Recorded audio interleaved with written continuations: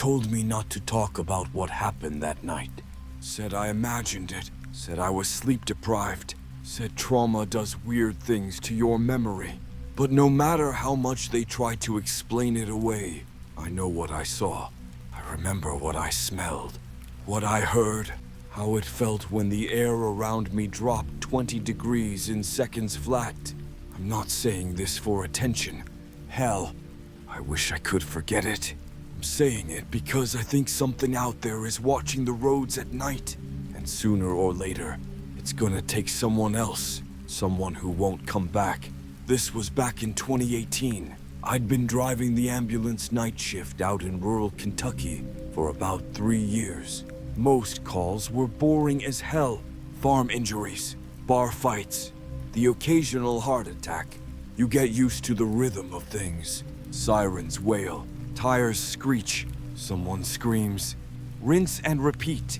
But that call, it wasn't like the others. It started as a routine dispatch. A woman had called 911, breathless and panicked, reporting her husband had collapsed on their porch. Chest pains, classic heart attack. GPS pinned the location in a little ghost town slice of nowhere, east of Millersville. I'd never heard of the road she mentioned, Larch Hollow Drive, but the dispatcher gave us coordinates. My partner that night was Kenny, a big, bearded guy who chewed sunflower seeds like he had a grudge against them. Solid EMT, never rattled. He was flipping through a gas station burrito menu on his phone when we got the call. Another ticker, he muttered. Hope the guy's still breathing when we get there. The drive took about 40 minutes, winding through hills that clawed at the fog like crooked fingers. Trees grew close on either side, so thick that the headlights barely cut through. And then, like falling through a crack in the world, we were suddenly on Larch Hollow, except it wasn't on our GPS anymore. I noticed it first. Hey, why's the road not showing? Kenny frowned at the dash. Signal must have dropped. He tapped the screen a few times. Nothing. We kept driving anyway. No reception wasn't unusual in backwoods like this. But something was off.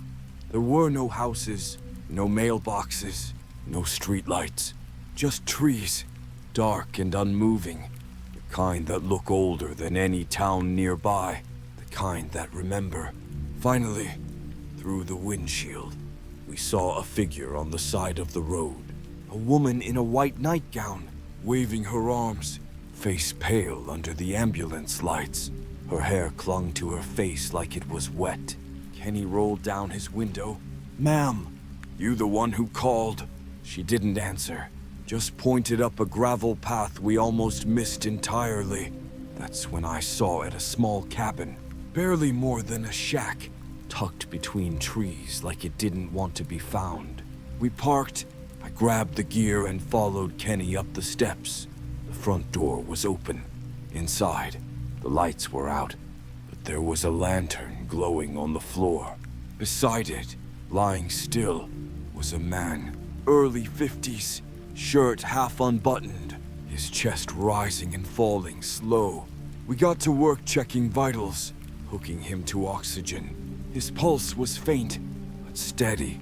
"Let's load him up," Kenny said. I nodded and turned to the woman. "We'll get him to the hospital. Are you coming with?" But she was gone. I mean, completely gone. No creak on the stairs. No sound of feet on leaves. She just wasn't there anymore. I checked outside. "Ma'am." I called into the woods. Nothing. No answer. Kenny was already strapping the man to the stretcher. Forget it. Maybe she went to get something. We got him into the back, slammed the doors, and I jumped in the driver's seat. That's when it started. The moment we pulled off the gravel and back onto the main road, everything felt wrong. First, the radio started crackling, just static.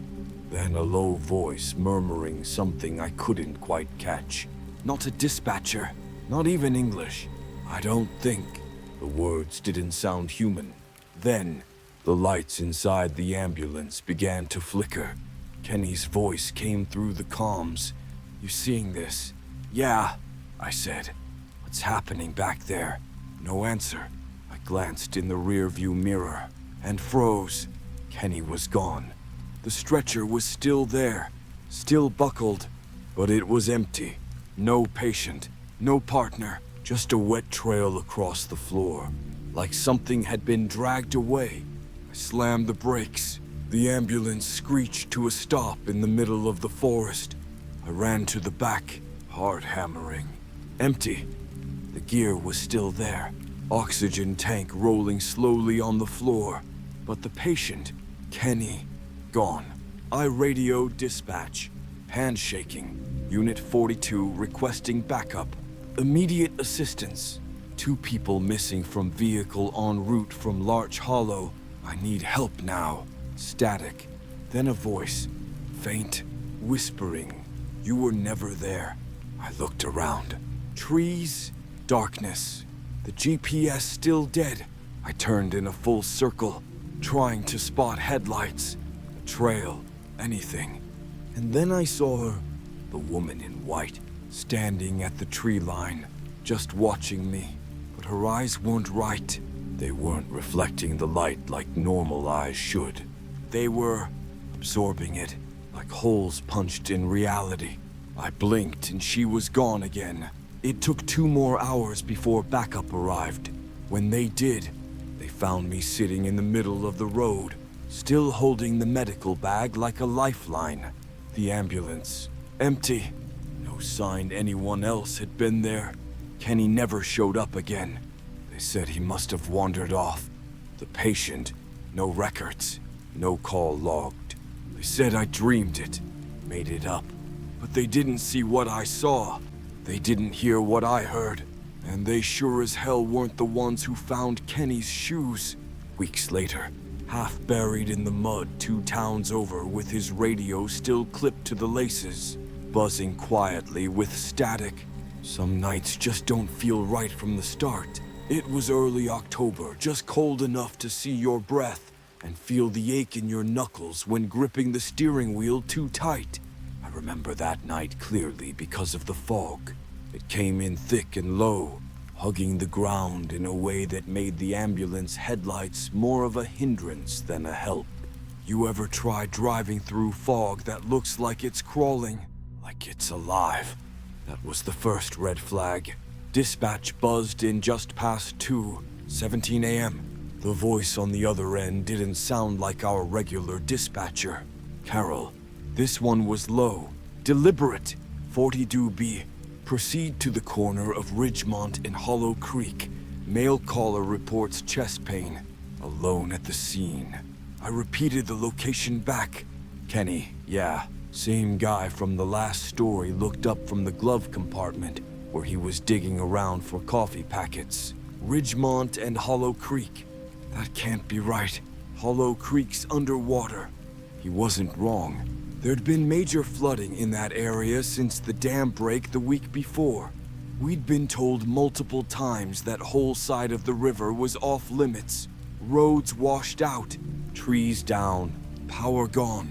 No one in their right mind would be out there, much less living there. But the call was marked urgent. We were halfway there before Kenny spoke again. You sure dispatch said corner of Ridgemont and Hollow Creek? Yeah. Why? He shifted in his seat, unease on his face. There's no corner. Hollow Creek ends at the river. It's a dead end. Another red flag. When we reached the turnoff, the road was blocked by one of those temporary barricades. The county sets up just 2 sawhorses and reflective tape. Beyond them, Hollow Creek Road dipped into thick mud and darkness. We stopped. I radioed dispatch, 42B to base. We've got a roadblock. Can't proceed to location as directed. No answer. 42B to dispatch. Come in. Only static. That's when we heard the knock. 3 hard thuds. Not from the road. Not on the window. From the roof. I jerked my head up.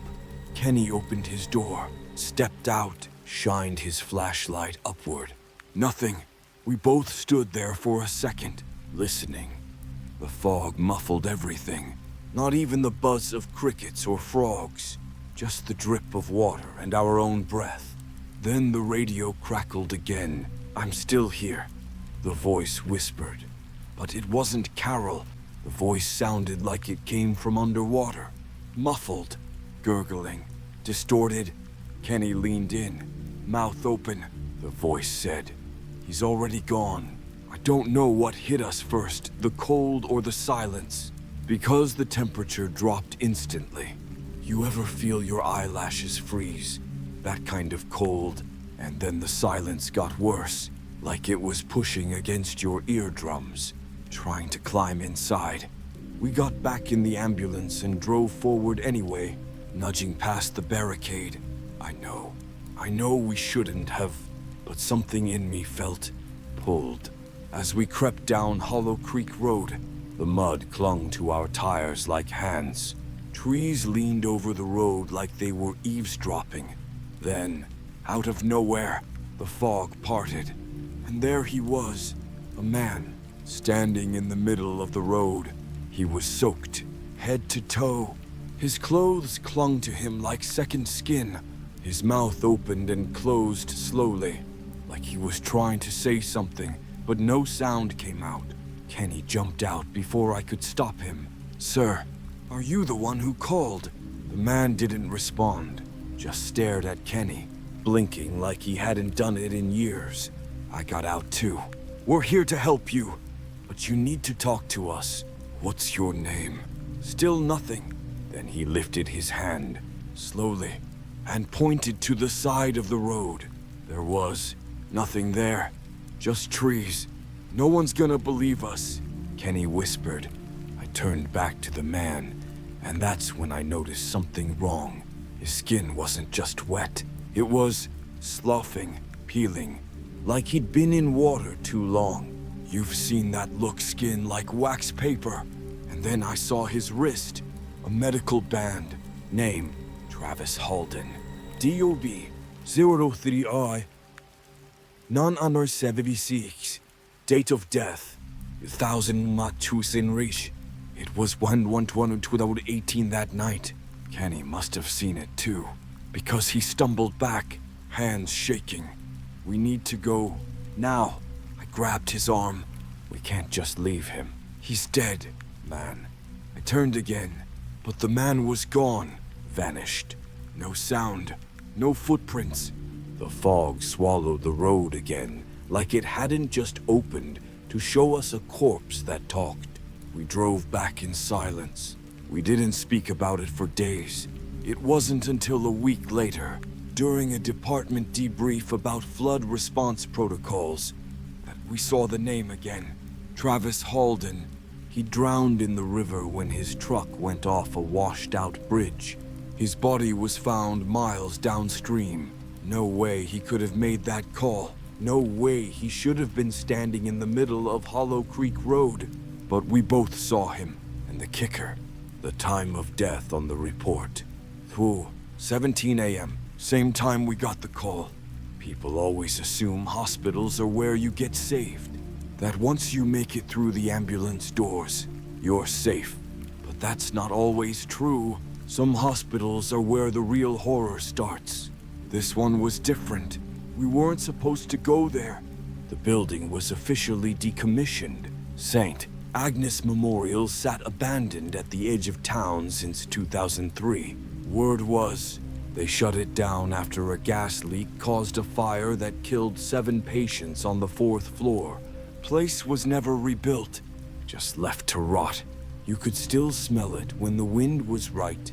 Burnt metal and mold. The kind of scent that crawls under your skin and stays there. We had no reason to ever drive near it. But that night, our GPS had other ideas. We were on a routine transfer, moving a patient from Millersville General to a long-term care facility in Jefferson County. Elderly woman, unresponsive but stable. I was in the back with her, and Kenny was driving. The route should have been simple, highway all the way. Instead, Kenny made a hard right without warning. I looked up. Where are we going? He blinked. Confused. GPS rerouted. Said there's construction on the interstate. Since when does construction send us through Lover's Lane? He didn't answer. Lover's Lane is a narrow stretch that winds through old farmland. It's close to Saint. Agnes, way too close. I was about to say something when the radio crackled, but not with dispatch, not even with static. It was laughter, high-pitched, like a child's. It only lasted 3 seconds, but it was enough to make my skin crawl. I reached for the mic. Base, this is 42B. Are you receiving? No answer. Then the GPS lit up again. Turn left onto St. Agnes Drive. Kenny shook his head. That's gotta be a bug. There's no reason. The ambulance swerved. Not because Kenny turned. Something else did. I swear on my life. His hands weren't on the wheel. We pulled into the cracked parking lot of St. Agnes. The patient in the back hadn't moved an inch, but the vitals monitor began to beep rapidly. Her pulse spiked. Oxygen levels dropped. I checked her face. Her eyes were wide open. They had been shut for the last 40 minutes. Now she was staring straight at the hospital entrance. Kenny joined me in the back. We need to turn around, now. But the doors to the hospital, they were open. I mean, wide open, like they'd been expecting us. And in the light from the ambulance, we saw her, a girl, maybe 8 or 9, standing just inside the entrance. She wore a faded patient gown, arms limp at her sides. Her hair was stringy, black, dripping wet though it hadn't rained in days. She raised one hand and beckoned. Kenny said what I was thinking. Nope. He climbed back into the front and threw the vehicle into reverse. Except it didn't move. The engine was on, dashboard lights alive, but the ambulance wouldn't budge. I stepped out, walked to the front. Tires weren't in mud or on anything slippery. Something invisible was holding us there. I turned back toward the hospital. The girl was gone. But now, the lights inside the building were flickering on, one by one, down the hallway, like a path. And then I heard her, a voice in my head, not in my ears, in my head. Come see where I died. I took one step forward before I realized I'd moved. Kenny grabbed my arm. Don't! I wasn't gonna. I lied. That's when the back doors of the ambulance slammed shut. From the inside, we both turned. The monitor flatlined. The patient we'd been transporting, gone. Straps unbuckled. Gurney empty. We searched the lot, the surrounding woods, even the edge of the hospital's dark entryway. Nothing. No tracks.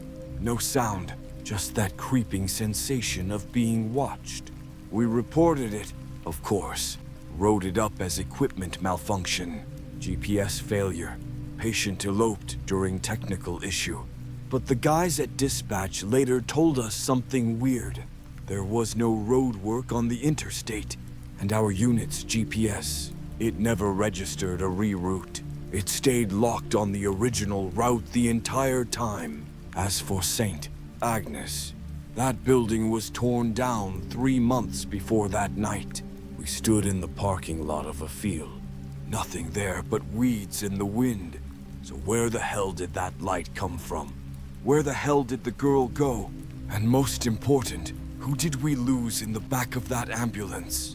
Because I swear to you, when I close my eyes at night, I still hear her whisper, "Come see where I died." There's a difference between scary and wrong. Scary is the drunk guy bleeding all over the back seat, shouting nonsense and swinging at imaginary shadows. Scary is the teenager with glass in her throat, whispering apologies with her last breath. But wrong is when the air goes still, when your tools stop working, when the world around you decides to tilt just a few degrees to the left, and you feel it in your gut, even if nothing's changed to the eye. This story is one of those. It still makes my mouth dry just thinking about it. It started on a dead shift. One of those 3A time slots where the only noise is the heater kicking on and your partner chewing through a stale protein bar. Kenny was asleep, mouth wide open, headphones in. I was watching reruns of some game show on my phone when dispatch crackled in. 42B, got a pickup for you. One male, early 30s, potential overdose. Alone, crossroads of Bayard and Wood Hollow. I blinked. Bayard and Wood Hollow. That's out past the grain silos. Yep, caller says he's lying by the road. No ID, just needs help. I sat up, shook Kenny. You ever hear of Bayard and Wood Hollow? He rubbed his eyes. Only in ghost stories. There's nothing out there but dust and cornfields. Still, protocol's protocol. You get a call, you go. The drive took about 30 minutes. And the longer we went, the darker it got. Even the moon disappeared behind thick clouds. By the time we reached the intersection, we were running only on headlights. And there he was, lying face up on the gravel shoulder. Thin, pale, shirt torn open, lips cracked, blood on his arm needle still in the vein. Classic OD. Kenny crouched beside him, tapped his cheek. Sir, can you hear me? The man's eyes fluttered open, and then something strange happened. He smiled. Not a grateful smile, not a thanks for saving me kind of smile. It was knowing like he'd been waiting for us. I set up the stretcher. Kenny started vitals. BP was low but readable. Pulse faint.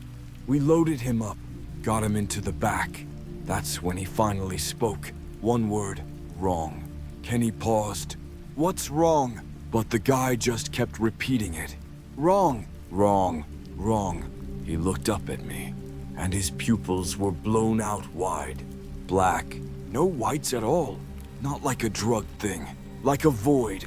I mean, it felt like if I stared long enough, I'd fall in. And then he started laughing. No build-up. Just straight into a full belly. High-pitched cackle. You shouldn't be here, he said. I turned to Kenny. We need Narcan. Now. But Kenny wasn't moving. He was staring straight ahead. Pale as a ghost. Mouth slightly open. Kenny, nothing. I turned back to the patient. Gone. The stretcher was empty. The back doors were wide open. I swear I didn't hear them open. We both jumped out, searched the roadside, the ditches, even the cornfield. Nothing. And here's the kicker. When I called it in, dispatch sounded confused. There's no call listed for Bayard and Wood Hollow. The guy said, we never sent you out there. I checked the logs on our onboard computer. No record, no call, no patient. We sat there, confused, cold, and silent for a long time. On the way back to town, Kenny finally spoke. Do you know what day it is? I glanced at the dash. November 12th. He shook his head. No, I mean the date. You know what happened here years ago. I didn't, so he told me. Back in 1997, a paramedic unit answered a call near that exact intersection. OD case. Young guy. They found him. Loaded him up same as we did. And halfway through the return trip, he died. But it didn't stop there. Reports say the back doors of the ambulance flung open by themselves. The body disappeared. No one ever found it.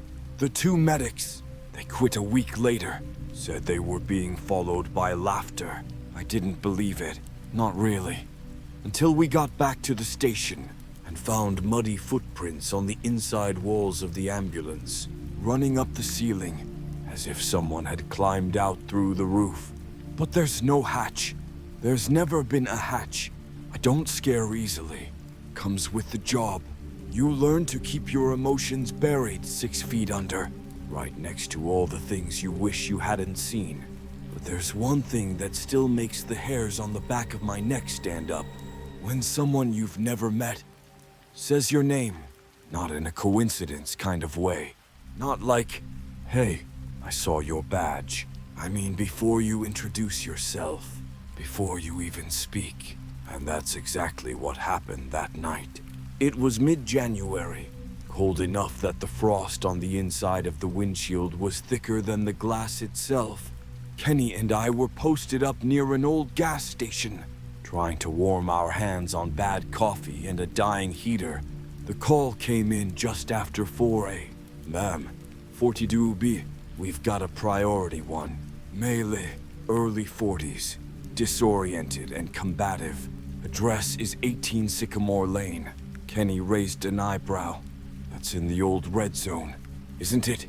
He was right. Sycamore Lane sat inside an area the county considered volatile.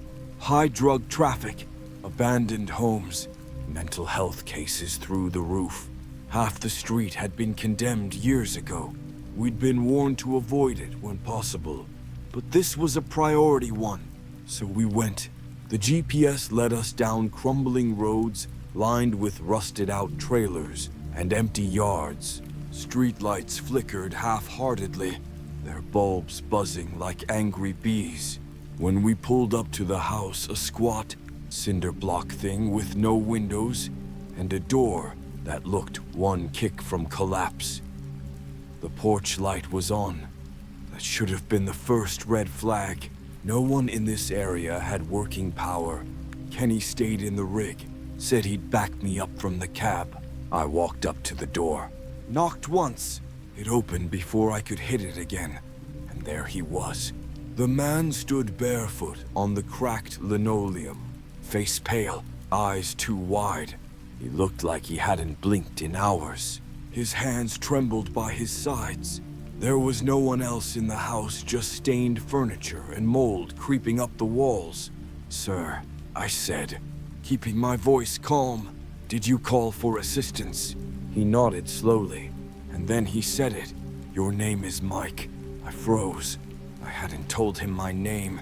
My badge was zipped up under my coat. There was no paperwork, no call sheet. "Excuse me," I said. "You're Mike," he repeated. "And the man outside is Kenny." My stomach dropped. "You've been doing this for a long time," he added. "Too long. That's why they're watching you." "Who?" I asked. He didn't answer, just stepped back and pointed to the wall. There was a mirror, cracked and fogged over, but what I saw in it wasn't a reflection. It was me, standing outside the house, next to the ambulance. But I wasn't alone. Behind me, in the mirror's image, was a figure, tall, gaunt, wearing what looked like surgical scrubs, blackened and shredded, like it had crawled out of a fire. Its face was a blur, like a smear on a wet canvas. But I felt it. It was looking at me. I turned around. Nothing there.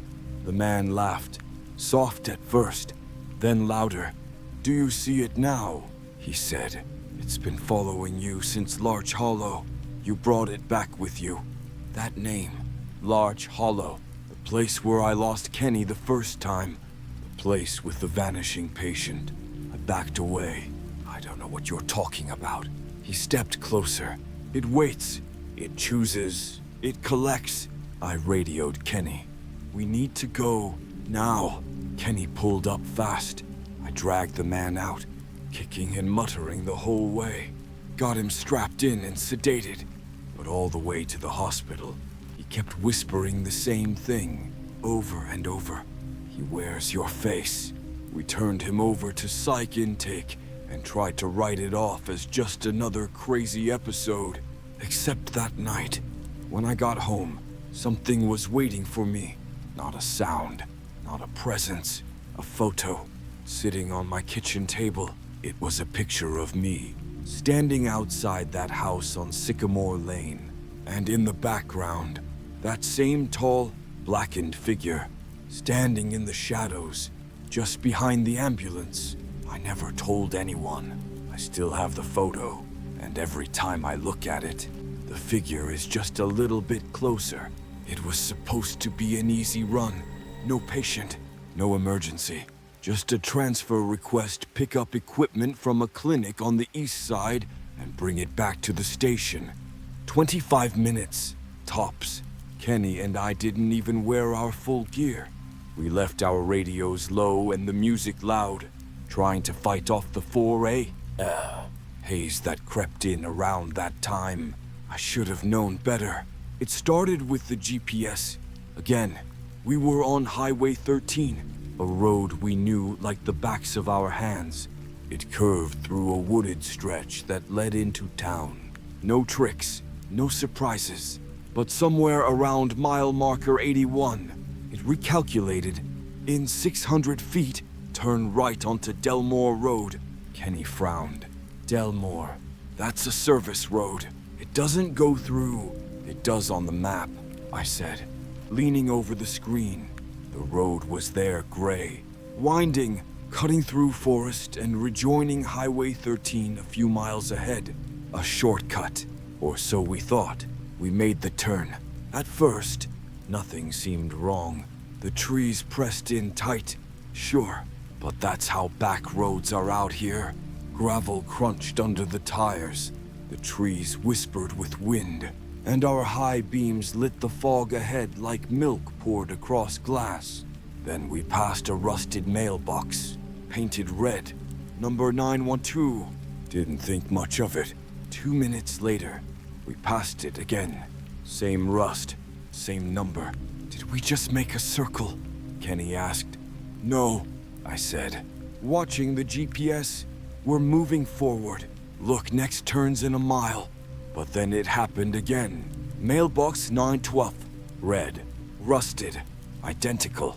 Kenny slowed down. That's not right. I grabbed my phone. Tried to drop a pin on the map.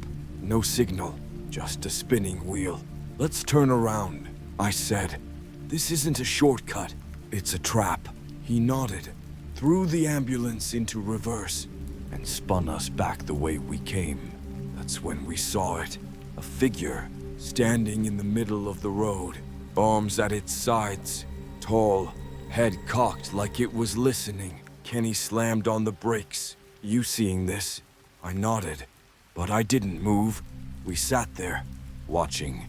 Then it started walking slow and steady toward us. No flashlight, no clothes we could make out. Just a silhouette, eating up the distance between us one step at a time.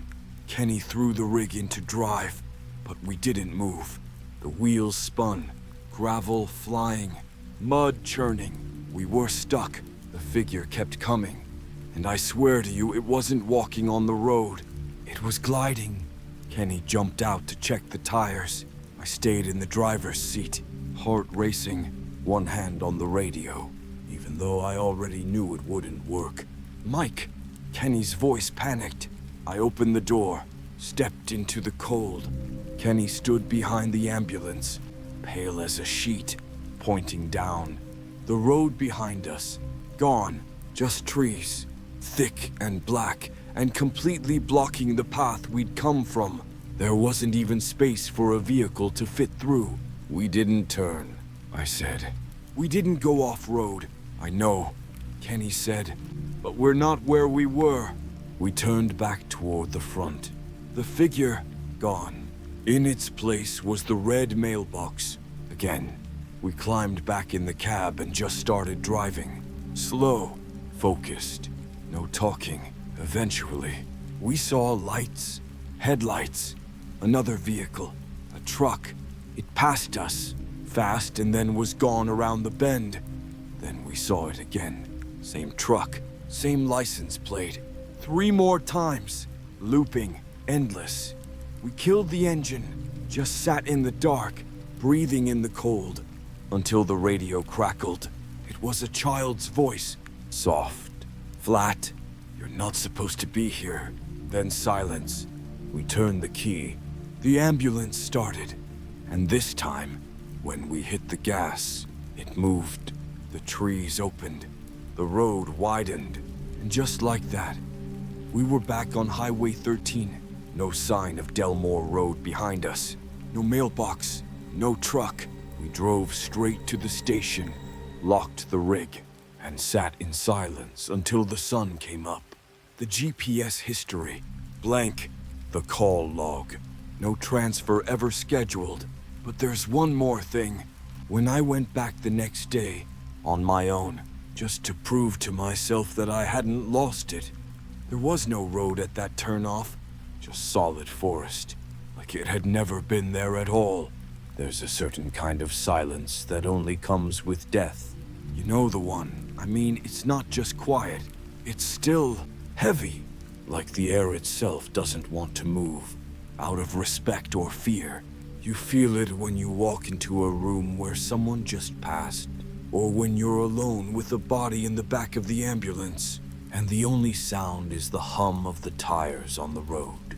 That's what made this run different, because this time, the silence didn't stay still. We were on call for a coroner transport. Happens more often than people think.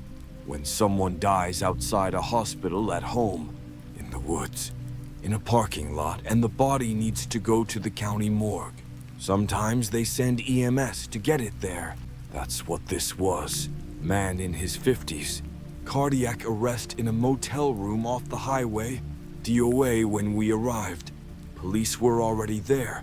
No family, no foul play. Just a man who died alone with the TV still on. Kenny zipped him into the bag while I filled out the chain of custody form.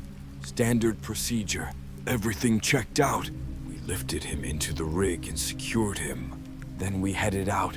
It was a long ride county to city. Over 40 minutes of pitch-black back roads. Kenny drove. I sat in the back with the body, going through reports on my tablet, half dozing, until the bag moved. Not a lot, just a twitch. I stared at it. Nothing. Maybe a bump in the road. Suspension was bad. I went back to the tablet. The bag moved again. This time, it slid just an inch toward me. The gurney was locked. It couldn't move. I leaned in slowly and unzipped the top 6 inches of the bag, just enough to check. The man's face stared back at me, pale, still, lifeless. His eyes were closed. I zipped it back up, told myself I imagined it. 2 minutes later, the lights in the back flickered. Not all at once, just a slow pulse. Then the temperature dropped. I could see my breath. Kenny. I called through the comms. You messing with the thermostat? No answer. I tried again. Static. Then I heard it. A whisper. Right behind me. He's not dead. I turned around so fast I nearly fell over. The bag was unzipped all the way. But I hadn't touched it since I zipped it shut. The man inside was still lying there. But now his eyes were open. Wide. And he was smiling. I swear to you, that smile wasn't there before. I backed into the side door, hard hammering. Ken, stop the truck. He didn't answer.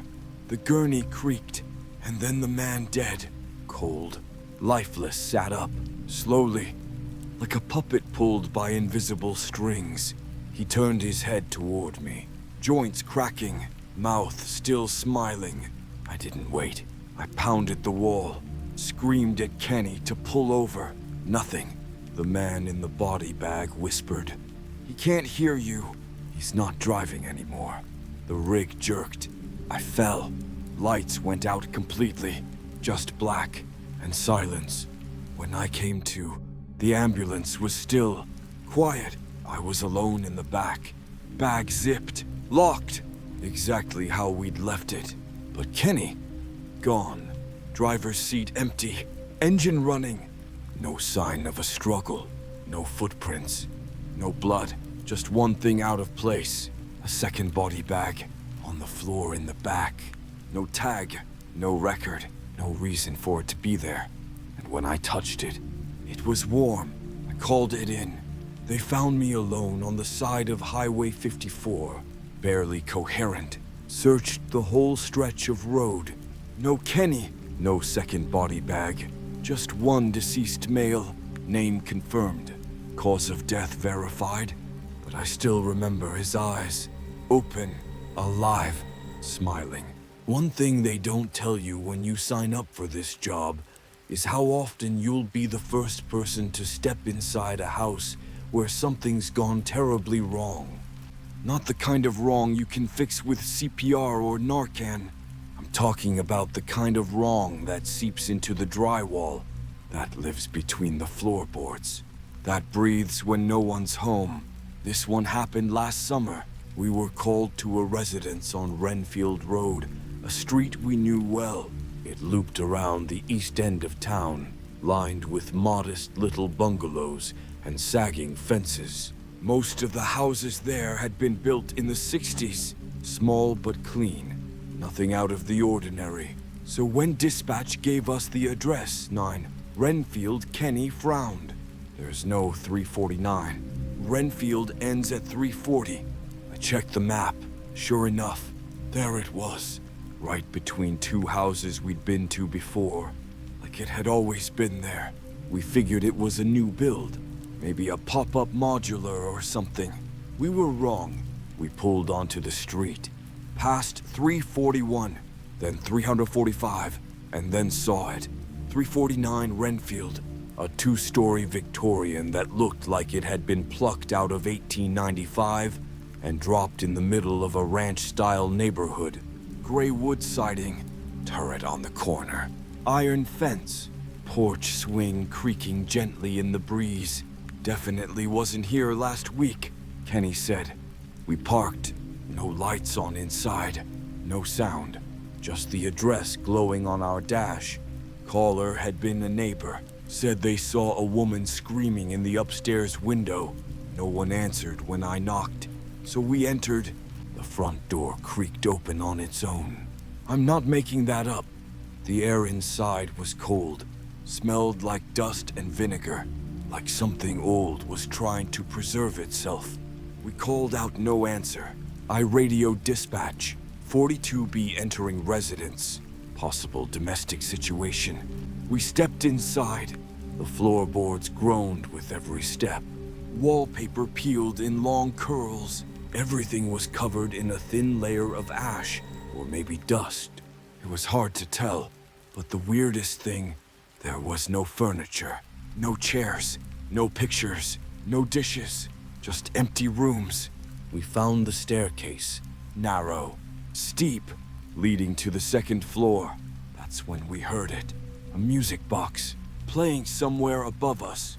The kind of tinny, broken melody you'd expect from an attic toy with a cracked gear. We climbed. The second floor was just one long hallway, doors on either side. The music came from the last door on the left. We approached slowly. Kenny whispered, "Why do I feel like I'm dreaming?" I didn't answer. We pushed the door open, and there she was, a woman in a faded hospital gown, standing in the middle of the room. Facing the wall, music box on the floor beside her, spinning on its own. She didn't move, didn't react. I stepped forward. "Ma'am, we're here to help. Are you hurt?" Still nothing. I touched her shoulder. She turned, and that's when I saw her face. It wasn't burned. It wasn't injured.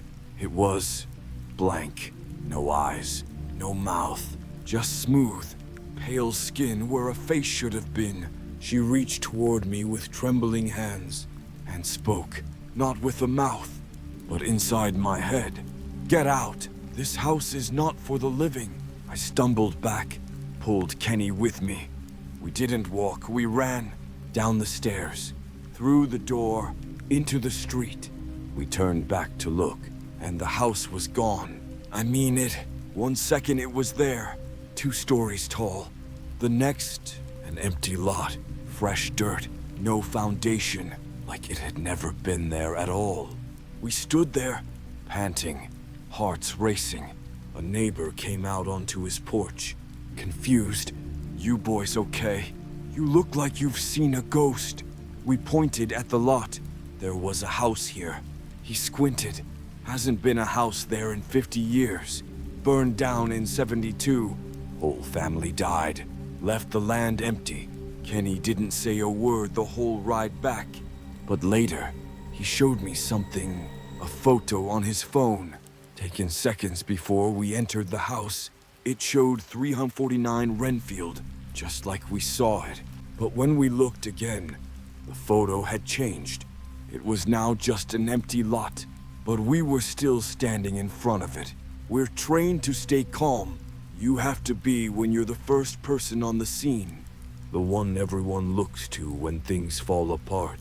You can't afford to freak out, but every once in a while, something happens that makes you forget your training. Makes you remember you're just a person in a uniform, pretending to be brave. For me, that moment was the man in the road. It was late spring, maybe early May. The kind of night where the air's too still and the trees don't rustle. I was driving. Kenny was in the back, reorganizing supplies because he was obsessive like that. The dispatcher had just cleared us from a false alarm, so we were headed back to the station. That's when I saw him, a man, standing right in the middle of the highway, just standing, arms loose at his sides, head tilted slightly, like he was trying to hear something. I slammed the brakes. We skidded, tires screeching, but stopped just in time. The headlights caught him full on, barefoot, clothes torn, blood on his shirt, pale, too pale. I threw on the hazard lights, grabbed the flashlight, and got out. "Sir," I called. "You okay?" He didn't move. I stepped closer, beam pointed straight at him. That's when I noticed the wound, a massive gash across his chest, through his ribs, down to his gut. But he was standing, upright, no blood dripping, no signs of life, but no signs of death either. Just that blank, staring look. Kenny opened the side door. Everything good. I didn't answer. The man tilted his head further. Then he smiled. Not a "thank God you found me" smile. No, it was slow, deliberate, like he was in on a joke I wasn't. Then he turned around and walked straight into the woods. Still barefoot, still silent. I didn't follow. I couldn't. There was something in that smile that told me if I followed, I wouldn't come back. We waited a moment. Then Kenny came out and stood next to me. "That guy's not right. Call it in," I said. He did. Dispatch responded. "Say again." "A man in the road." "Affirmative," Kenny said. "Melee, mid-30s, heavy trauma. Walked into woods at mile marker 47. We need a deputy out here." There was silence. Then, "That doesn't make sense." "What do you mean?" I asked. The dispatcher replied, "You said mile marker 47. "Yeah." Pause. "We already have officers out there. There was a hit and run an hour ago. Male victim. DOA. Same description. You're saying he's already dead?" I asked. "Not just dead," she said. "He's still here, in a body bag. Hasn't moved." Kenny looked at me. "So who the hell did we just see?" I didn't have an answer. And it got worse, 'cause later that week, I reviewed the dashcam footage from that night. I had to see it again. I needed to know if I imagined it. And yeah, he was there, plain as day, standing in the road. But here's the part that keeps me up at night. At the exact moment he turned to walk into the woods, the footage glitched, just for a second, just long enough to catch one frame, one still image, of his face filling the screen. Only it wasn't the man from the road anymore. It was me. Same uniform, same eyes, same scar on my jaw, and he was smiling, just like before. I deleted the footage, not because I wanted to hide it, but because I couldn't bear the thought of seeing it again. Because sometimes I still feel him out there, waiting for me on some lonely stretch of highway, ready to trade places. It was a running thing between crews.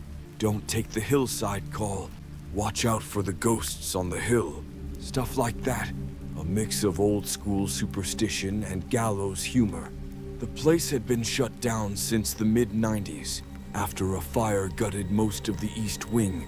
It was one of those half-forgotten state-run asylums, the kind with underground tunnels and rooms they never logged. By the time I started driving, Hillside was just a crumbling husk with "Do not enter" signs posted at every fence post. So when dispatch sent us a call from there, we assumed it was a prank. Male caller, they said. Distress, possible injury. No further info. Hillside Asylum. I remember Kenny's exact words. Tell dispatch to go to hell. But it wasn't a prank. The call came from a registered landline, an old emergency backup line hardwired into the basement of the facility. One that should have been cut off 2 decades ago. The signal was clear. The coordinates were exact. And the voice on the tape, it was pleading. "Please," the man said. "I'm still here. I don't want to die alone." So we went. The county sheriff met us at the gate but refused to go in. "You've got 10 minutes, he said. That place isn't right. We crossed through the rusted fence and up the cracked front steps. The front doors hung open, groaning in the wind. The smell hit us immediately, rot, damp, mildew. Underneath it all, that faint chemical sting of ash. We followed the coordinates to a stairwell, descending 2 levels into the basement. The lights were long gone. We moved by flashlight. At the end of a narrow hall, we found the call room. A single rotary phone sat on a desk, the receiver still swinging. Dust covered everything, except the phone. It was clean, untouched.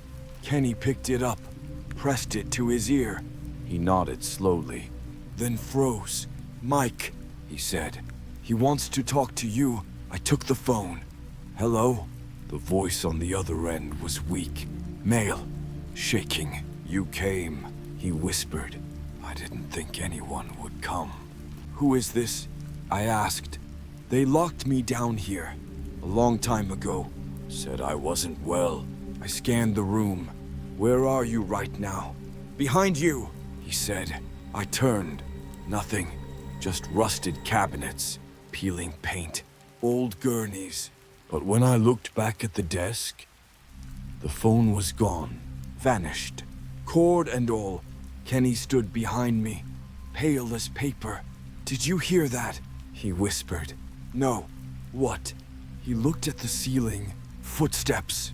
We listened. Sure enough, above us, floorboards creaked under the weight of someone moving. Slow, deliberate, but the building was empty. We checked our watches. We'd only been inside 7 minutes. Then we saw it, at the end of the hallway. Where we'd come in, a door closed. Not gently, slammed. Hard enough to shake the walls. We ran for it. Flashlights bouncing off rust and rot. The hallway grew longer. I swear it stretched.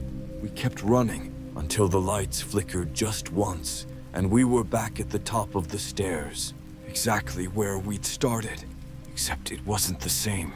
The lobby was full of chairs now, rows of them, all facing the same direction toward the nurse's desk, and in every chair sat a figure, not moving, not speaking, wrapped in old restraints, heads tilted downward, faces covered in surgical gauze, like patients waiting for appointments that never came.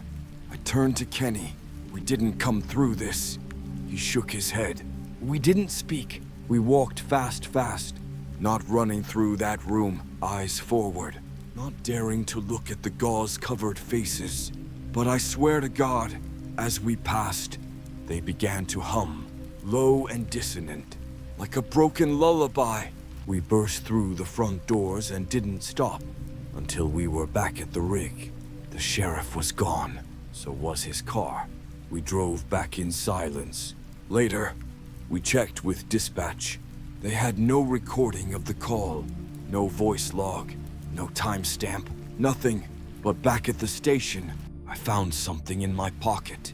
A torn slip of paper, old, yellowed. On it, written in shaky pencil, "Thank you for coming. If you've worked EMS long enough, You know, there's a certain channel on the radio that no one uses anymore. Ours was Channel 7. Not because it was broken or officially decommissioned, just forgotten.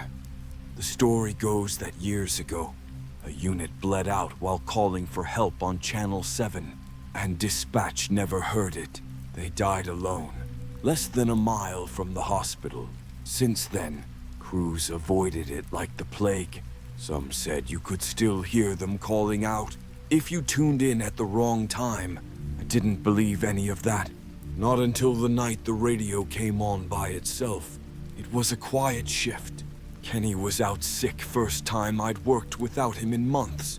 My partner that night was afloat from another station. A quiet guy named Jeff. The kind who kept to himself. Did his job. No questions asked. We were parked at the edge of Fairview Industrial, just watching the fog roll over the empty lots. Then the comms popped. Unit 42B. Do you copy? The voice was old. Distorted. Not dispatch. Not anyone I recognized. Jeff looked at me. They say something. I reached for the mic. 42B. Go ahead. Identify. Silence. Then, Channel 7. The panel clicked. By itself, Channel 7 activated. I didn't touch it. Neither did Jeff. The radio crackled again. Low static, then breathing. Not labored, not frantic, just breathing. Like someone sitting alone in the dark, waiting. Then, words. We never made it back. Jeff turned pale. Was that dispatch? I shook my head. No. Someone's messing with us, he said, reaching to turn it off. The dial wouldn't move. Locked in place. The air in the cab grew cold, and the static changed. It rhythmed, pulsed, like a heartbeat, then clearer this time. You're on our road now. We tried to pull away. Start the rig. Nothing. Engine dead. The windows fogged over. But from the outside, we were parked in an open lot. There was no heat differential, no reason. I wiped the windshield with my sleeve. That's when I saw them. Figures, lining the lot, not moving, just standing. Silhouettes. Some wore uniforms. Some were in hospital gowns. One of them looked like Kenny. I jumped out of the vehicle. No one was there. Just silence and that pulsing static. Then the rig turned back on by itself. The radio flicked back to Channel 1. Jeff stared at the dashboard. What the hell was that? Before I could answer, the call board lit up. Code blue. Single vehicle crash. One occupant. No pulse. Location. Bramble and 19th. We were 2 blocks away. We drove. Found the car on its roof. Smoke curling from under the hood.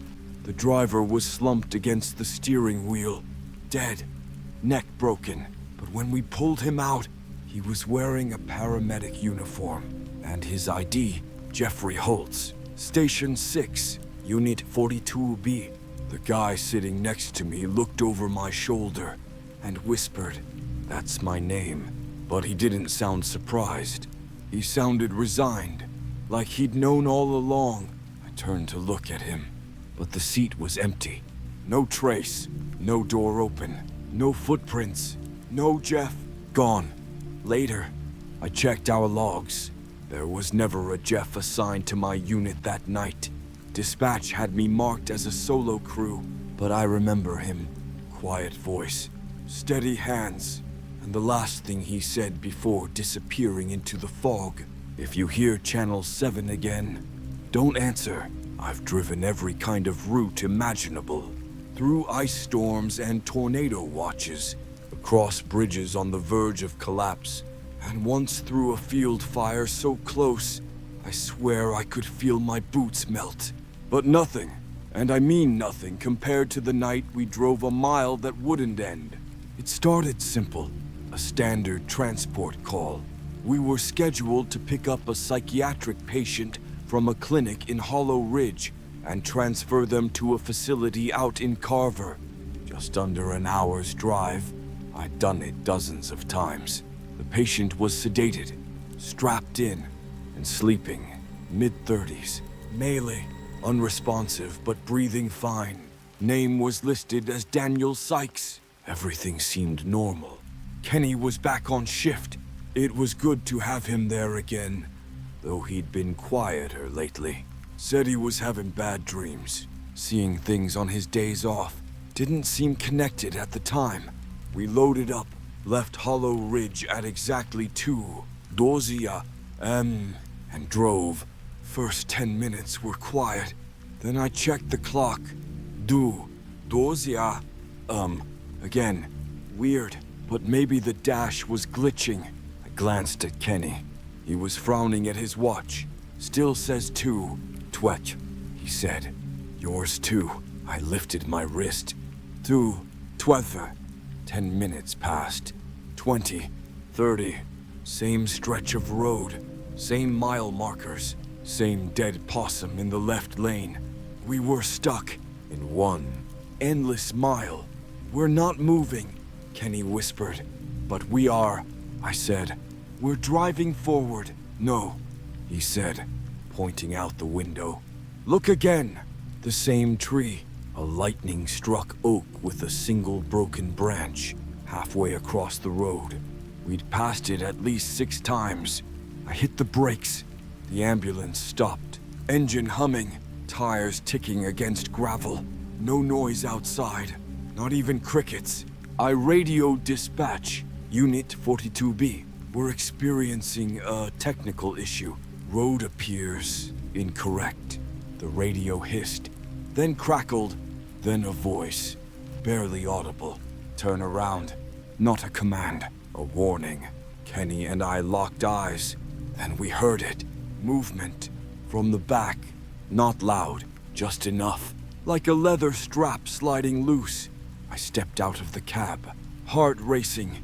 Opened the rear doors. The patient was gone. Straps undone. Stretcher empty. Except for one thing. A Polaroid photo. Face down on the vinyl floor. I picked it up. It was a picture of me and Kenny sitting in the cab, taken from behind us. We'd never taken that photo. It couldn't exist. I showed Kenny. He went pale. Then the lights in the back flickered, and we saw him, Daniel, standing at the tree line, 20 feet away, motionless. His gown was torn, eyes wide. He pointed back down the road, the opposite direction from where we'd been driving. So we turned around, did a full 180, started driving the other way, and after just 20 seconds, we were out. The clock jumped from 2:12 to 3:04 am. Our location updated, back on the highway, right where we should have been. I pulled over, got out, looked back. No oak tree, no endless stretch, nothing but darkness and gravel. We called the transfer facility. They said they never had a patient named Daniel Sykes. Said they'd never even requested a pickup that night. But the gurney was still there. Straps unbuckled. Polaroid still in my pocket. Later, when I looked at it again, the photo had changed. Same angle, but now there were 3 figures in the front seat. Me, Kenny, and someone sitting in the space between us. Blurry, but grinning. There are places that don't show up on maps. Not blank spaces, just wrong ones. Roads that shouldn't connect. Coordinates that take you in circles. Landmarks no one remembers building. In our line of work, we come across those places more than most. But there was one that didn't just confuse me. It watched me. It was supposed to be a welfare check. Dispatch sent us out after a call from a landline pinged a dead zone out in Cedar Hollow. No real address, just coordinates. Barely registering on the system. Caller didn't say much. All we got on the tape was, "She's in the glass. Please hurry." It was just me and Kenny again. We debated ignoring it. It screamed prank, or maybe a misdial. But we'd followed stranger leads. So we went. The road led us through dense woods and out into an open field. Huge, flat, no buildings, No barns, not even a tree. Just dry grass and fog thick enough to chew. And right in the middle, a mirror. 7 feet tall, freestanding. No frame, just glass, planted in the dirt. It didn't make sense. We stepped out of the rig, left the engine running. The only sound was the wind brushing through the stalks. The closer we got, the colder it got. Not natural cold, not wine chill, interior cold, like walking into a freezer with no walls. Kenny stood beside me. You ever seen anything like this? No, I said. Then the mirror shifted, just a ripple across the glass like water disturbed by a pebble. Then it cleared and showed us something that wasn't real. It showed the ambulance, parked exactly as we'd left it, but we weren't there. Instead, 2 other people sat in the cab, identical uniforms, same build, same hair, same movements. Us. I stepped back. The reflections didn't. They kept staring forward, unblinking. Then one of them, the one that looked like Kenny, smiled and raised a hand to wave. Kenny didn't move, but the reflection did. Then the mirror shifted again. Now it showed something else. The back of the ambulance. Doors open, a gurney rolling out. But no one was pushing it. No patient on it, just an empty stretcher, gliding toward the mirror like it was being called home. The air grew dense, heavy. We ran back to the rig, slapped it in drive. Tires spun in place for 5 full seconds before finally catching. As we peeled away, I looked in the side mirror. That tall mirror in the field, still there, but now there were figures standing beside it, too far to see clearly, but tall, motionless, watching. We got back to the station, shook off the dust, told no one, but later that night, I found something tucked in the back pocket of my uniform pants. A shard of glass, smooth on one side, and when I held it up, it didn't reflect me. It reflected someone else, someone wearing my face. This one started with a 911 hang-up. We get those now and then. Someone calls, panics, disconnects. Usually turns out to be a false alarm, a dropped phone or a drunk mistake. But protocol says we follow up, just in case. The location was a farmhouse outside Wesley Creek, middle of nowhere. Coordinates pinned it near a grove of dead trees off Route 61. No formal address, no cell towers in the area. It was almost 4 a.m. Kenny was half asleep in the passenger seat, head bobbing to the hum of the tires, when the radio cut in. Unit 42B, proceed to final point of contact. Subject unknown, caution advised. The dispatcher didn't sound like herself. Not quite. Her voice was too slow, like a tape dragging. I asked for confirmation. Silence. Then, hurry. We arrived just before sunrise.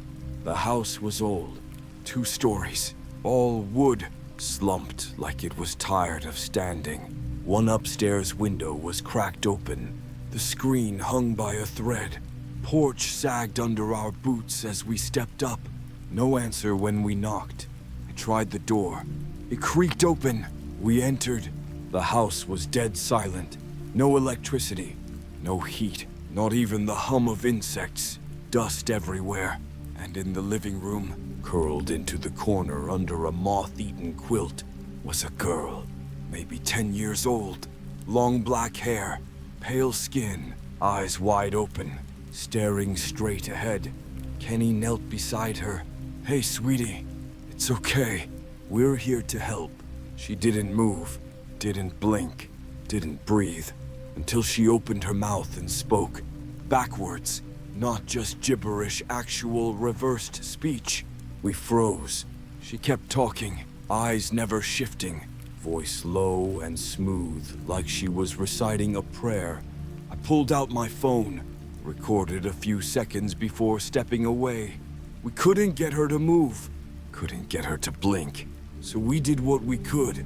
We carried her to the stretcher, wrapped her in a blanket, and wheeled her back to the rig.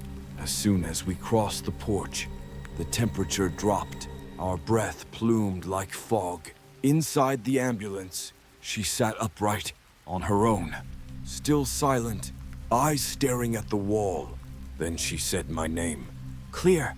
Forward this time. Mike. Kenny and I locked eyes.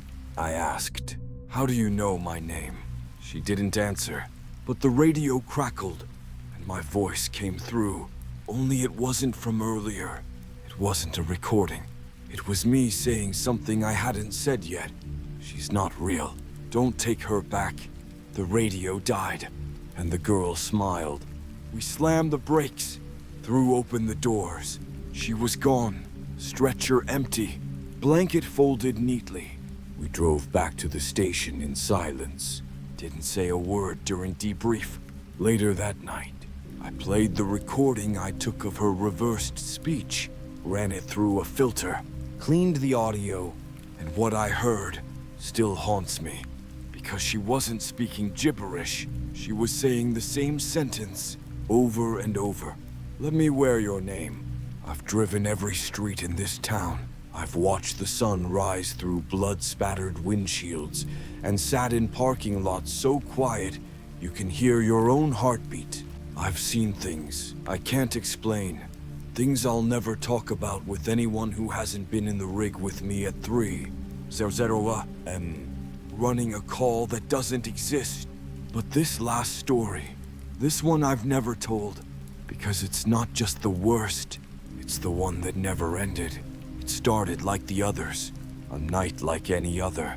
Toward the tail end of a double shift, Kenny was out again. He'd stopped taking night runs entirely by then. Said he was seeing the wrong people in the mirrors. I didn't ask questions. I understood. So I was paired with a new guy, someone from out of county. Fresh uniform, shiny boots. Name was Blake. We didn't talk much. He mostly stared out the window. Then, close to midnight, the screen lit up with a call. 42B, code 2. Caller reports unknown male collapsed in alley behind Roosevelt and 9th Farsom. No additional info. The coordinates were clear. The location existed, but something felt off.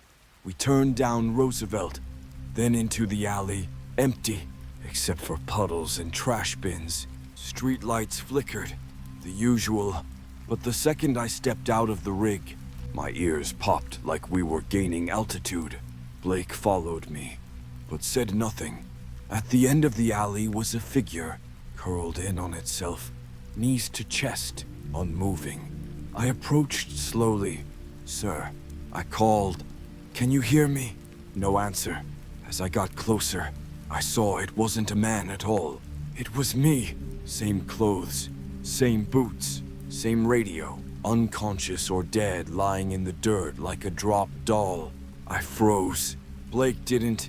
He stepped past me and knelt. "Still breathing," he said. "Barely." I was shaking. "Step away," I told him. He looked up and smiled. But it wasn't Blake's smile. It was my smile. He stood and spoke in my voice. "Funny thing about ghosts," he said. "They don't always know they're dead." I stumbled back, hand reaching for my radio. But it was already speaking. Dispatch. My voice. 42B responding, arriving on scene.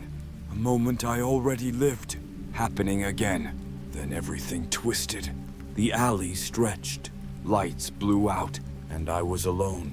No Blake, no body, no ambulance, just darkness and my own voice, echoing off wet brick. Over and over. "Do not answer the call. Do not answer the call. Do not." And then silence.